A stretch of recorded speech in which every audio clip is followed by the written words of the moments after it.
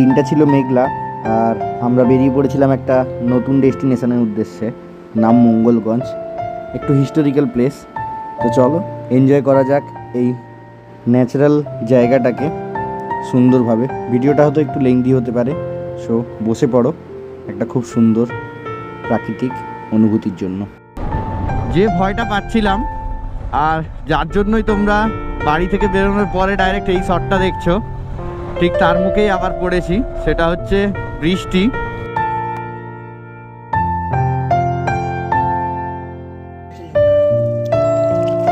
হ্যাঁ বলো। এই যে টাইটানিকের মতো নৌকায় দাঁড়িয়ে এপার ওপার হচ্ছে নদী। ভয় লাগছে এখন, রাখো। হ্যাঁ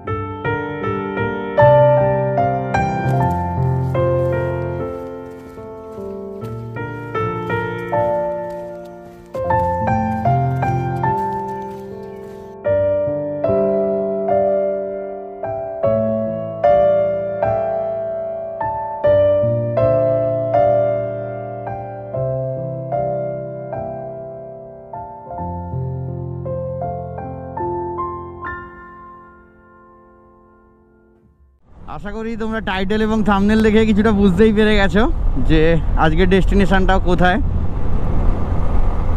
আগে কখনো যাইনি এই ডেস্টিনেশনটায়, ভিডিও দেখেছি প্রচুর।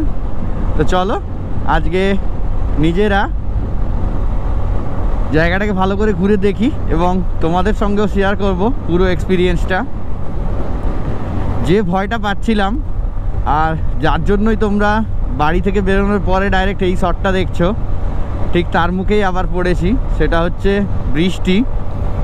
মোটামুটি হালকা হালকা বৃষ্টি শুরু হয়ে গেছে, আর আমরা এই মুহূর্তে বেরোচ্ছি মহিষাদল, বা মহিষাদল পেরিয়ে এসছি বলতে পারো। দেখি কত তাড়াতাড়ি বৃষ্টিটাকে পিছনে ফেলে এগিয়ে যাওয়া যায় ওই ঐতিহাসিক ডেস্টিনেশনটার দিকে। আর তোমরা সঙ্গে থাকো সারাক্ষণ, আশা করি প্রচণ্ড এন্টারটেনিং হবে পুরো ব্লগটা। দেখতে দেখতে পৌঁছে গেছি মেচেদা কেটিবিপি, আর এখান থেকে 2 কিলোমিটার। আর ঠিক তারপরে ডান দিকে বেঁকে গিয়ে আমরা বেরোবো কোলাঘাট ব্রিজ। তোমরা অলরেডি আমার ঠিক ডান দিকে কোলাঘাট থার্মাল পাওয়ার প্ল্যান্টের চুল্লিগুলো তো দেখতেই পাচ্ছ। খুব সুন্দর একটা সানরাইজ হওয়ার কথা ছিল, বাট আজকে ওয়েদারটা মেঘলা। কজ আমরা একটা এত সুন্দর ট্রিপে বেরিয়েছি যেটা কোনো রকমভাবেই সূর্য দেবতা বিঘ্ন ঘটাতে চাইছেন না। ঠিক ওইখানেই আছেন সূর্য দেবতা, তবে মেঘে ঢাকা, তাই রোদের তাপটা কম আর রাইডের মজাটা নেওয়া যাচ্ছে একদম বিন্দাসলি। তো চলো একদম কোলাঘাট ব্রিজে গিয়ে কথা হচ্ছে। আজকে ভাবছি কোলাঘাট ব্রিজে একটা ড্রোন শট নিয়েই বেরোবো, কারণ ফেরার সময় যদি সময় না পাই।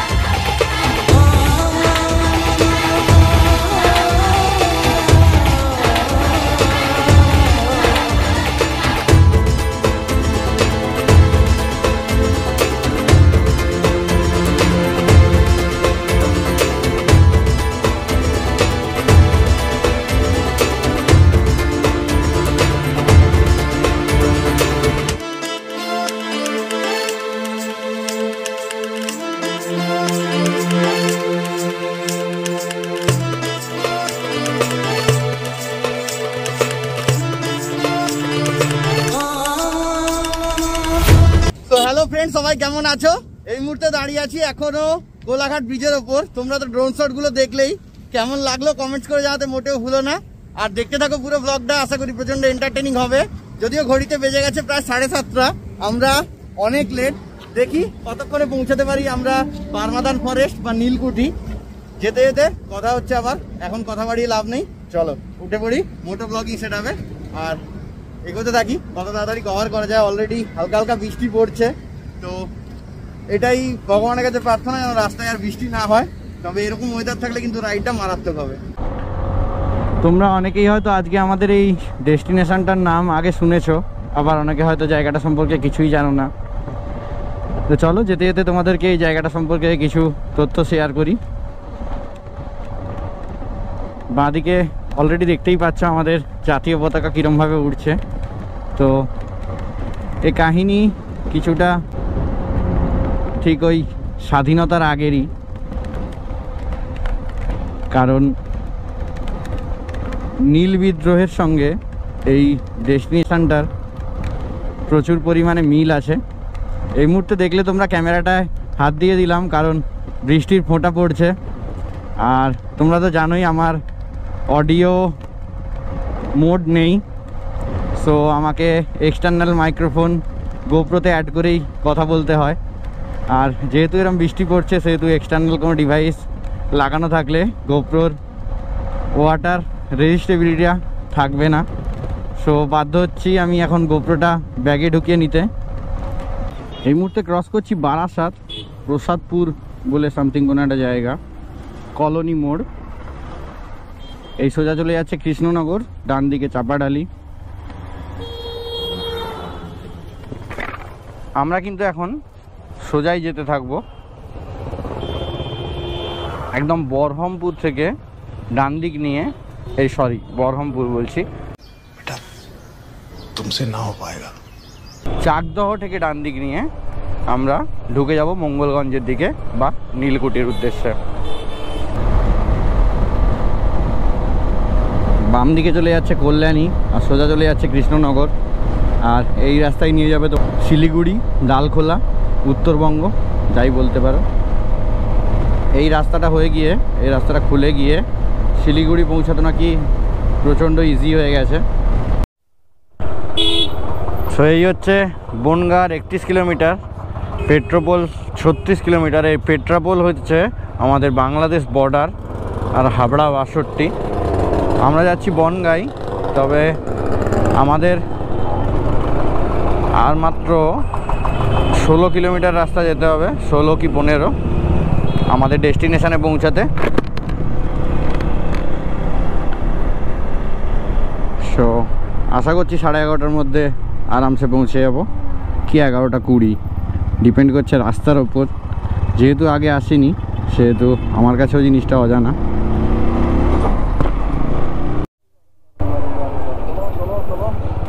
এই জায়গাটার নাম হচ্ছে পূর্ব বিষ্ণুপুর। চাকদা থেকে ওইদিকে আসার পর বাঁ দিকের এই রাস্তাটা দিয়ে ঢুকে যেতে হচ্ছে আমাদের মঙ্গলগঞ্জের উদ্দেশ্যে। এবং এই রাস্তায় এখনও বেশ অনেকটা রাস্তায় যেতে হবে, দেখা যাক কত তাড়াতাড়ি কভার করতে পারা যায়।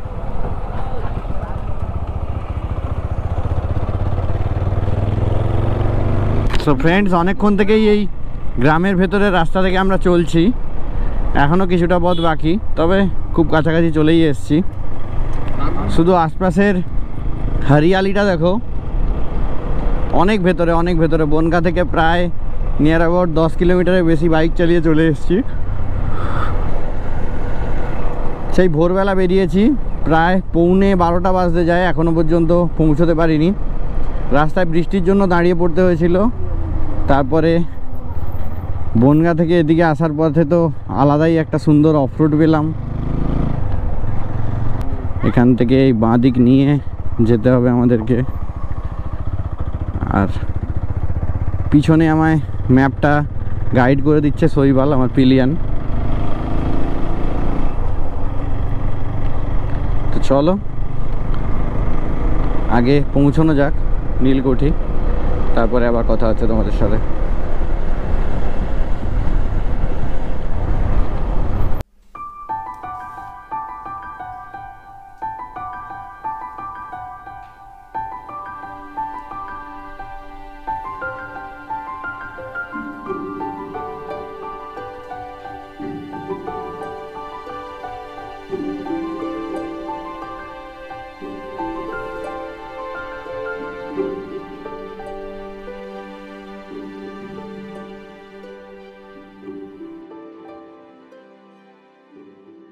আফটার অল আমরা চান করে ফ্রেশ হয়ে নিয়েছি।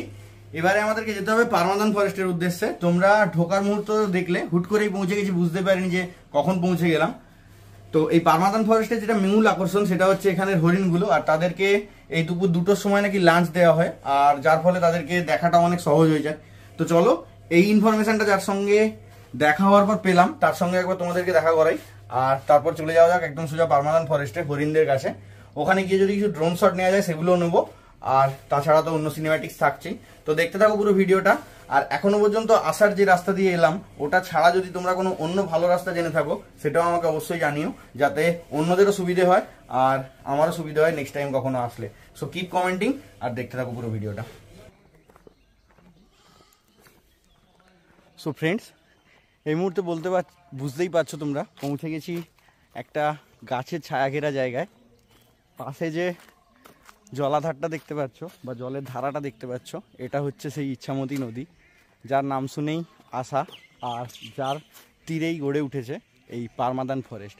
ঠিক ওই দিকটা তোমরা যে দেখতে পাচ্ছ ওটাই হচ্ছে পারমাদান ফরেস্ট। আর এখন আমরা নৌকায় করে আপারে যাব পারমাদান ফরেস্টের যে দৃশ্য সেগুলো অনুভব করার জন্য। সামনে ওরা দুজন আরও এগিয়ে গেছে, শৈবাল ওদিকে হাঁটছে আর আমি এখানে ভিডিও করার জন্য নেমে এসেছি।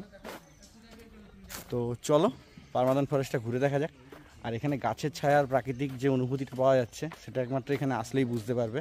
তো একবার এসে দেখো এই পারমাদান ফরেস্টে ঘুরতে একদিনের ছুটিতে।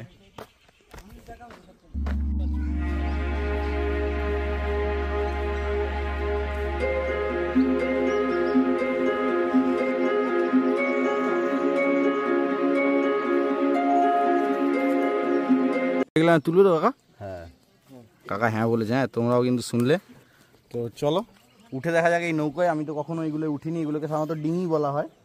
যাই হোক, এই সেই নৌকো যার ভিডিও দেখে এখানে আসা। আর এই সেই নদীর নাম ইচ্ছামতি নদী। এখানে গরুগুলো জল খাচ্ছিল, আমি তাদের বিরক্ত করে দিলাম। তো চলো এবার হরিণদের বিরক্ত করা যাক তাদের খাওয়া দাওয়া থেকে। আর হরিণদেরকে যতক্ষণ আমরা খাবার দিয়ে আসবো ততক্ষণ আমাদেরকে খেতে দেবে না। তো চলো আগে নৌকায় ওঠা যাক। এক্সপিরিয়েন্সটা তো আলাদাই, আমি জীবনে উঠিনি ভাই, ভয় লাগছে প্রচণ্ড। তার থেকেও বড় কথা নৌকায় উঠার পরে বলবো, নামার পরে বলবো, এখন বললে লাভ নেই। ওরে ভাই ঠিক আছে, this is total balancing matter.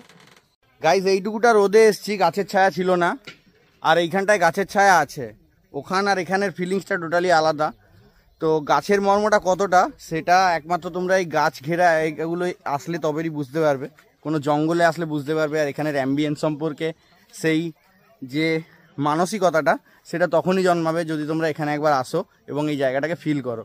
তো চলো গিয়ে দেখি হরিণ কোথায় আছে। তো এই হচ্ছে সেই ফ্রেন্ড যার সঙ্গে দেখা হলো এবং যে আমার এই ইনফরমেশনটা দিল যে এই সময় এখানে হরিণ দেখতে পাওয়া যায়। অলরেডি আগে একবার ঘুরে গেছে তাই জানে। তো শুনে নেওয়া যাক ওর মুখ থেকেই ওর নামটা কি এবং কোথা থেকে আসছে। নাম হচ্ছে দীপায়ন চক্রবর্তী। এখানে এসে তাদের সঙ্গে পরিচয় হয়েছে, ঠিক আছে। তো দুজন মিলে এবার বেরিয়ে পড়ি। দুজন মিলে আরও মধ্যে আমারও দু একজন ফ্রেন্ড সার্কেল আছে, দাদার একটা ফ্রেন্ড আছে। তো সবাই মিলে ঘুরছি, হালকা হরিণ দেখবো। হরিণের এই টাইমটা না 2টো থেকে 2:30টার সময় অ্যাকচুয়ালি এখানে হরিণকে খাবার দেওয়া হয়। সেই জন্য এখানে হরিণগুলো ভালো করে দেখা যায়। এমনি টাইম এলে কি হবে, হরিণ ভেতরে থাকে, জঙ্গলের ভেতরে দেখা যায় না, তো পুরো বিটা হয়ে যাবে। এই জন্য এই টাইমটা তোমরা মেনটেন করে চলে এসো। তো কারণটা কি, আর এই হচ্ছে অ্যাম্বিয়েন্স। আর বেশি কথা বলবো না, কারণ তোমরা নিজেরাই গানে শোনো এখানের প্রাকৃতিক অনুভূতিটা।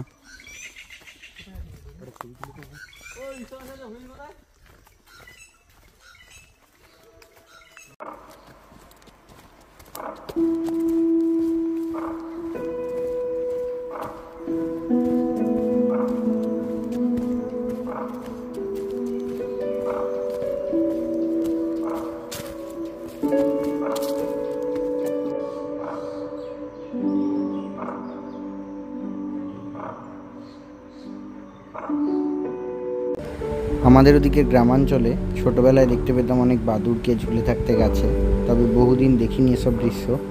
আজ বহু বছর পরে এই পারমাদান ফরেস্টে এসে আবার দেখতে পেলাম বাদুড় ঝুলতে গাছে, তাও আবার একসঙ্গে এত পরিমাণে। অবাক দেখে আমি তো।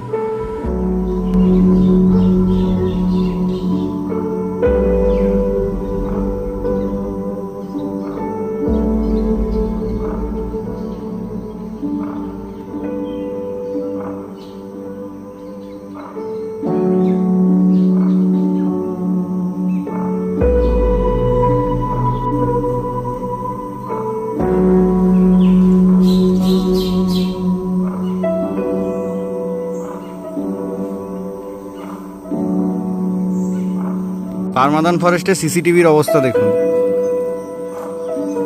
চোখে পড়লো তাই দেখালাম।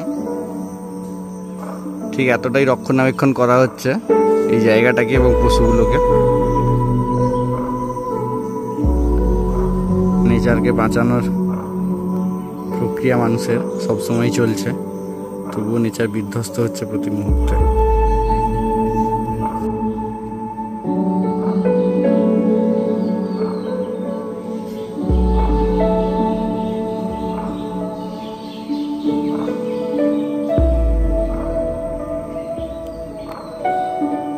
তোমরা কেউ কখনো ময়ূরের ডিম দেখেছো কিনা জানি না, সামনে যে ডিমটা দেখতে পাচ্ছ এটা একটা ময়ূরেরই ডিম, দেখো পড়ে আছে। আর যদি বলো না ময়ূর নয় মুরগির ডিম, এইটাও ঘুরে বেড়াচ্ছে ময়ূর। এখানে কাছে অ্যাকচুয়ালি রিফ্লেক্ট হচ্ছে, যার জন্য ঠিকঠাক বোঝা যাচ্ছে না। ওই যে ময়ূর, এই পড়ে তার ডিম।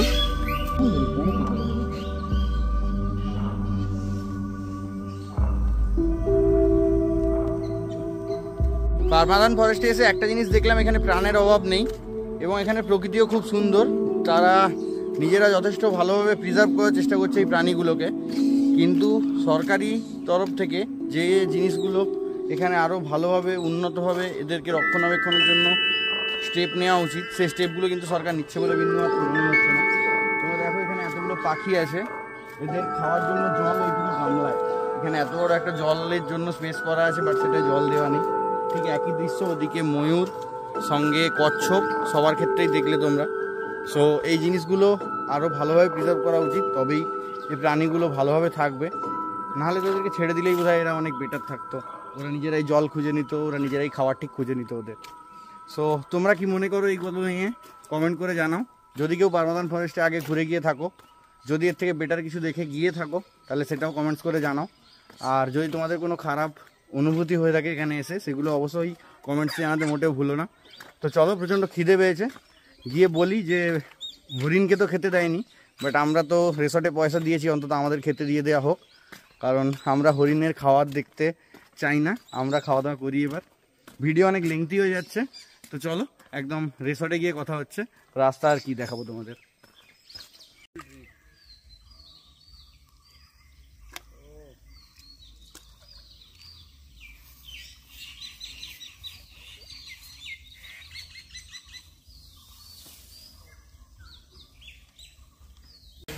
সো ফ্রেন্ডস, লাঞ্চ করতে বসে গেছি। এই হচ্ছে কিছুটা লাঞ্চের মেনু। এখানে দিয়েছে আলু ভাজা বা চিপস বলতে পারো, ভাত, স্যালাড, ডাল, চিংড়ি, পটল, আলু, বেগুন ভর্তা, আর আমরা মাছের কালিয়া বাদ দিয়ে ডিমের কারি নিয়েছি। এটাই আমাদের মেনু।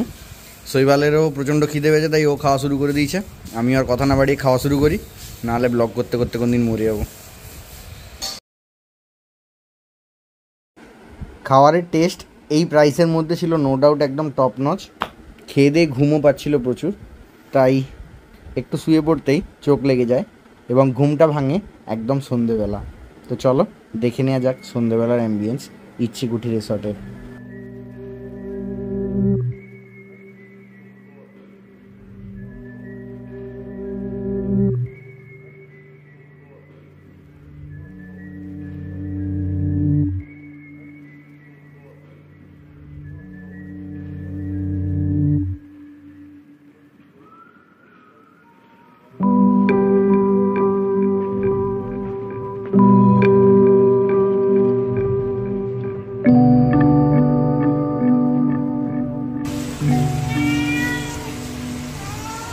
সন্ধ্যাবেলা বারান্দায় চলে এসছে ব্যাম্বু চিকেন প্লেটে করে। এটা টোটালি কমপ্লিমেন্টারি, খেয়ে টেস্টি লাগছে। সন্ধে হওয়ার পর থেকে একটু এত বৃষ্টিপাত হলো, আমরা ঘুমিয়ে পড়েছিলাম, তাই নৌকা বিহারে বেরোনো হয়নি বিকেলে। আর সেই সুযোগে দেখো আমরা চলে এসেছি কোথায়, সেই নীলকুঠিতে। একটা বাচ্চা কুকুরছানা ঘুরে বেড়াচ্ছে আমাদেরকে দেখে, আর বাঁ পাশে সেই পরিত্যক্ত অভিশপ্ত নীলকুঠি, যাকে নিয়েই এত আলোড়ন আর যার জন্য এখানে আসা। এখানে একটু পরে আমাদেরকে ঘুরতে নিয়ে আসবে বেশ কিছু গল্পের সঙ্গে। তো চলো সেইটার মজা নেওয়া যাক।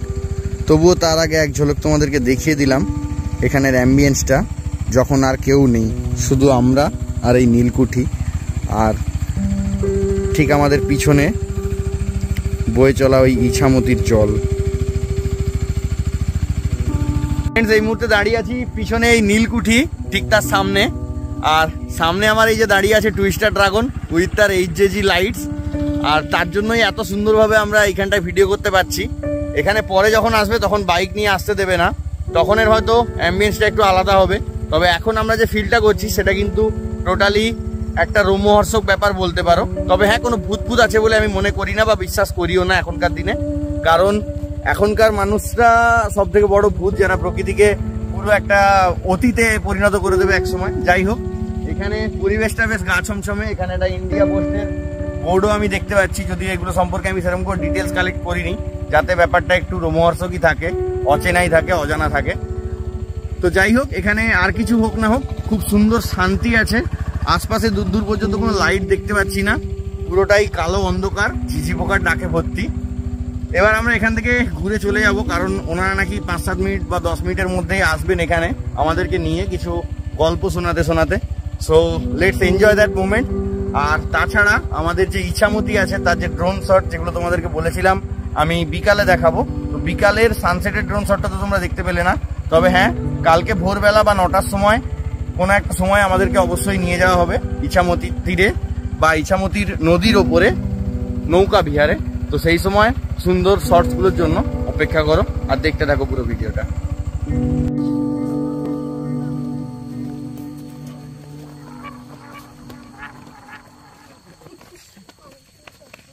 মোটামুটি অন্ধকারে অনেকে হেঁটে হেঁটে আমরা যাচ্ছি। এই যে আরো কয়েকজন আছে, সামনে শৈবাল আছে, সবাই ভূত দেখতে যাচ্ছে নাকি।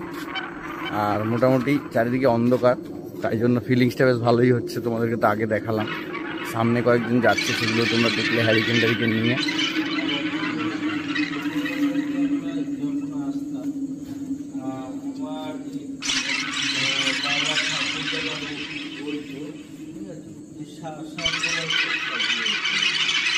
তো ফ্রেন্ডস, আফটার ডিনার চলে এসছে, আর ডিনার থালিতে আছে এখানে ফ্রাইড রাইস আর চিকেন কষা। সো চেক করা যাক কেমন টেস্ট। আশা করি ভালোই হবে, কারণ সকালে যে খাবার দাবারগুলো খেয়েছিলাম প্রচণ্ড টেস্টি ছিল। তো চলো খাওয়া দাওয়া করে নিই, তারপরে তোমাদের বাইরের অ্যাম্বিয়েন্সটা একটা সিনেম্যাটিক্সও দিচ্ছি।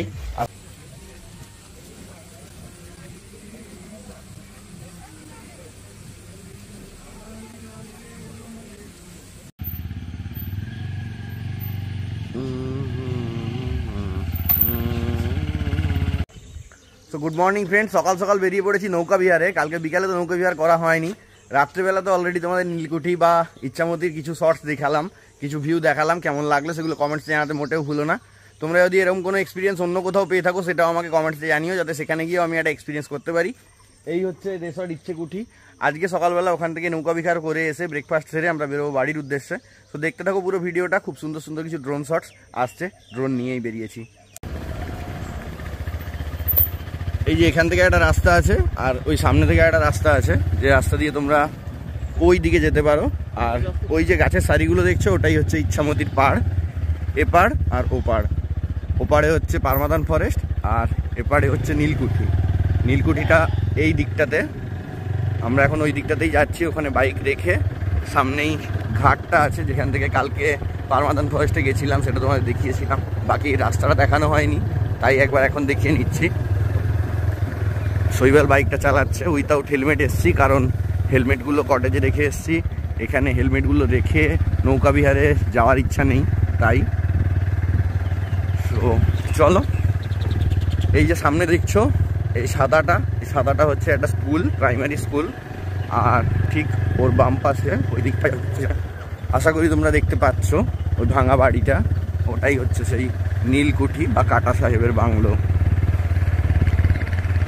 আর এই ডান দিকে ইচ্ছামতি, যেখানে আমরা গিয়ে নৌকা বিহারে যাবো। এখন তো এইখানে টুইস্টার ড্রাগনকে পার্ক করে চলে এসছি এই ঘাট ধরে, এই ইচ্ছামতি পাড়ে। শৈবাল নেমে যাচ্ছে, নিচে দাঁড়িয়ে আছে বোটগুলো, তোমরা আশা করি দেখতে পাচ্ছ। ওই প্যাডেল বোটে করেই আমরা যাব, কারণ ওই যে ডিঙিগুলো আছে ওগুলো প্রচণ্ড কাঁপছে, আর আমার প্রচুর ভয় লাগছে ভাই। সো প্যাডেল বোটই বেটার মনে করলাম। এখানে একটা খুব ছোট্ট শিশু উদ্যান আছে। তবে একটা জিনিস আমি বলতে চাইবো, এখানে যে রক্ষণাবেক্ষণ করছেন যারা, তারা এই জায়গাগুলোকে একটু পরিষ্কার রাখার দিকেও ধ্যান রাখুন, কারণ এখানে কোনো রকম ডাস্টবিনের সেটাও আমি দেখতে পেলাম না। প্রচণ্ড পরিমাণে নোংরা করে রেখেছে লোকজন পুরো জায়গাটাকে, প্যাকেট আবর্জনা ফেলে প্রকৃতিটা এখানে নষ্ট হচ্ছে। তো এই হিসাবে কিছু কিছু ক্ষেত্রে এখন এটাই বলতে ইচ্ছা করে, এই প্রকৃতির মধ্যে মানুষ না আসলেই বোধহয় ভালো হয়, প্রকৃতি অনেক ভালো থাকবে। তো চলো আর কথা বাড়িয়ে লাভ নেই, যাওয়া যাক নৌকা বিহারে। নৌকাগুলো তো ওখানে দাঁড়িয়েই আছে। এই প্যাডেল বোটিং ছোটোবেলায় করেছি, কিন্তু আবার এইরকম নদীর মাঝে কখনো কিন্তু করা হয়নি। সো এইদিকে পারমাদান ফরেস্ট, আর এই যে সেই ঘাট যেখান থেকে আমরা নিলাম প্যাডেল বোটটা।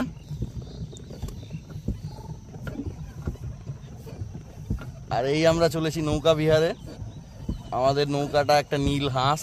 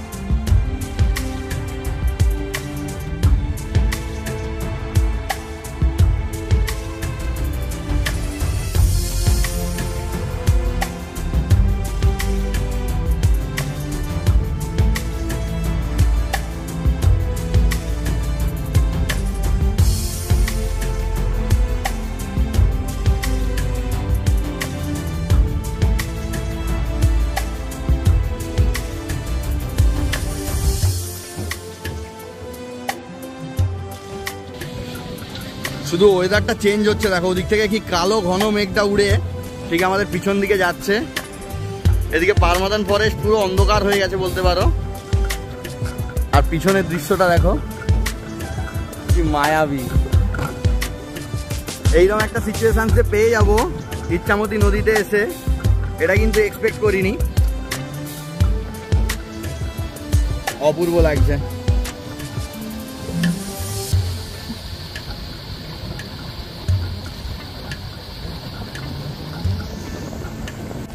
ঝড় উঠেছে রীতিমতো এখানে।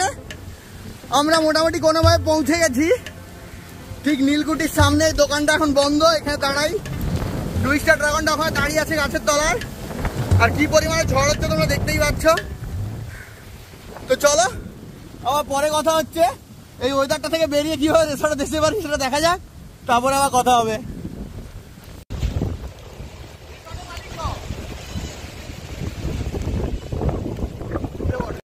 এই ইচ্ছে কুটিরে তোমরা হয়তো অনেক ভিডিও দেখেছো, বাট এই অ্যাম্বিয়েন্সটা হয়তো তোমাদের কাছে নতুন। দেখো মোটামুটি আকাশ পুরোই মেঘলা, ভালোই একটা বৃষ্টি এসছে। আমরা মোটামুটি পৌঁছে গেছি কোনোভাবে ইচ্ছামতির পাড় থেকে। এখানে কিছুটা এখন এরকম পরিস্থিতি এখানে। এই যে দাঁড়িয়ে 2 স্টার ড্রাগন, আমি এই সেটটার তলায় দাঁড়িয়ে আছি যেগুলো রাত্রে টুনি জ্বলছিল। এটা হচ্ছে এদের রেস্টুরেন্ট, যেখানে গিয়ে সবাই খাওয়া দাওয়া করতে পারো। এটা কমন বাথরুম। সামনে তোমরা এটা যে দেখতে পাচ্ছ এটা রিসেপশন। এখানে কিছু টেন্টের ব্যবস্থা করা আছে। এদিকে কটেজ, ওইদিকে পিছনে কটেজ আছে। এইটা আর এইটা ট্রি হাউস। আর এখানেও কিছু টেন্টের ব্যবস্থা আছে। আর সামনেই যে 3টে দেখছো এগুলোকে বলা হচ্ছে সমোসা কটেজ। ফার্স্টে আমরা এগুলোই বুক করেছিলাম, বাট প্রচণ্ড গরম লাগবে বলে লাস্টে আবার ওই দিকের কটেজটায় আমরা চলে যাই। আর নদীর মাঝের ওই অ্যাডভেঞ্চারাস ফিলিংসটা তোমাদের কেমন লাগলো এটা কমেন্ট করে জানাতে মোটেও ভুলো না। ড্রোন শটগুলো কেমন লাগলো সেটাও কমেন্ট করে জানিও। আর যদি ভিডিওটা এখনো পর্যন্ত ভালো লেগে থাকে তাহলে একটা লাইক করতে মোটেও ভুলো না। ইচ্ছে কুটিরের সমস্ত রকম ডিটেলস আমরা শেয়ার করে দিয়েছি। ওখানে অ্যাডভেঞ্চারটা কেমন ছিল ভাই? ভালো ছিল। ফেসেই গেছিলাম আমরা, হয়তো ফিরতে পারবো কিনা ভাবছিলাম। তো যাও, মোটামুটি রিসর্টে পালিয়ে এসেছি, এটাই ভাগ্য ভালো। যাই এবার ব্রেকফাস্টটা সেরে নিই। এই হচ্ছে মঙ্গলগঞ্জের ইচ্ছেকুটি রিসর্টের ব্রেকফাস্ট। এখানে একটা আলু বা সামথিং সবজি দিয়ে তরকারি, ডিম সেদ্ধ আর লুচি দিয়েছে। আর এই হচ্ছে বাইরের অ্যাম্বিয়েন্স, দেখতেই পাচ্ছ তোমরা, ঝেড়ে বৃষ্টি হচ্ছে, একটা আলাদাই ফিলিংস। এই সিজনে বাইক চালাতেও ভালোই লাগে, বাট এরকম ঝড় হলে বাইক নিয়ে তো বাড়ি ফেরা যাবে না। তো দেখা যাক কি হয়। ফ্রেন্ডস, আপাতত রেডি হয়ে গেছি, পিছনে গাড়ি প্যাক আপ হয়ে গেছে দেখতেই পাচ্ছ, আর আমরাও টোটালি রেডি, গিয়ার আপ করে নিয়েছি। এবার বেরোচ্ছি সোজা হলদিয়ার উদ্দেশ্যে। তার আগে ভাবলাম, যেটা বলেছিলাম তোমাদেরকে এতক্ষণ, এখনো তো একবারও দেখানো হয়নি, ভুলেই গেছি, সেটাও একবার দেখিয়ে দিই। সো এই হচ্ছে এনাদের এখানে রুমগুলো, কটেজের। বেড আছে, এসি আছে, একটা ছোট টেবিল ফ্যান এখানে এক্সট্রা দিয়ে রেখেছেন, প্লাস ওখানে তো একটা ওয়াল ফ্যান আছেই। যাই হোক, এসিটা খুব কাছে, এটুকু মনে হলো। আর একটা জিনিস হচ্ছে, এটা বাথরুম, যদিও এখন কারেন্ট নেই তাই আমি তোমায় দেখাতে পারছি না এইখানের পরিস্থিতিগুলো, বা তোমাদের দেখাতে পারছি না। এক্সস্ট আছে, শাওয়ারও আছে, বাথরুমে একটা বেসিন নেই, এইটুকু আমার কমপ্লেন বলতে পারো। বাকি ওভারঅল মোটামুটি ঠিকই আছে এই রেঞ্জে। রুমগুলো একটু হাইটটা কম, যার জন্য হয়তো একটু বেশি গরম লাগে, আর ছোট। তো এইরকম জায়গায় এসে এরকম ফেসিলিটিস খারাপ নেই। বাইরে একটা এরকম বেসিনও দিয়ে রেখেছে, যা হোক, ভেতরে না থাকলেও। এখানে দুটো চেয়ার দেওয়া থাকে, একটা বাইরে আমরা করে দিয়েছি। এখানের কটেজ, সামোসা হাউসগুলো দেখাতে পারলাম না, টেন্টগুলোও দেখাতে পারলাম না। টেন্টগুলো এভারেজ যেরকম ছোটো টেন্ট থাকে সেরকমই টেন্ট আছে। আর ট্রি হাউসটাও দেখালাম না, তোমরা ট্রি হাউসটা পরের বারে আসলে দেখাবো। তার জন্য চ্যানেলটাকে সাবস্ক্রাইব করে রেখো, যাতে অন্য জায়গায় যেখানেই ঘুরতে যেতে পারি পরের বারে এখানে আসলেও সে ভিডিওগুলো তোমরা পাও। তো পুরো ভিডিওটা কেমন লাগলো কমেন্টস করে জানিও। ভালো লাগলে একটা লাইক করো, শেয়ার করো বন্ধুদের সাথে। দেখা হচ্ছে আবার পরের কোনো এপিসোডে। আর যেতে যেতে যশোর রোডে কোনো ভালো ক্লিপ পারলে সেগুলো তো অবশ্যই অ্যাড করছি। Keep watching, ride safe, ride green, tata.